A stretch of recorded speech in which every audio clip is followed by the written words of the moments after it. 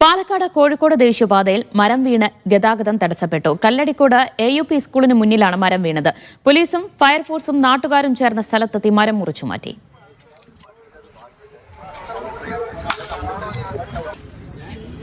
സാജിദ് അജ്മൽ വിവരങ്ങൾ നൽകും. സാജിദ്, ഗതാഗതം പഴയ സ്ഥിതിയിലായിട്ടുണ്ടോ?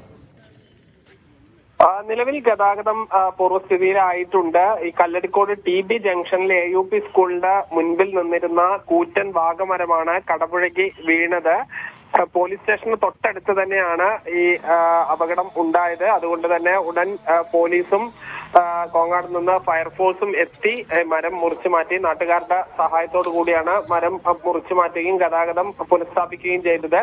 ഏറെ നേരം അരമണിക്കൂറിലധികം പൂർണ്ണമായി ഈ ദേശീയപാതയിലെ ഗതാഗതം സ്തംഭിച്ച അവസ്ഥയിലായിരുന്നു. ഇപ്പോഴെന്തായാലും ഈ പഴയ രൂപത്തിലേക്ക് ഗതാഗതം മാറിയിട്ടുണ്ട്. ശരി, സാജിദ് അജ്മലാണ് വിവരങ്ങൾ നൽകിയത്.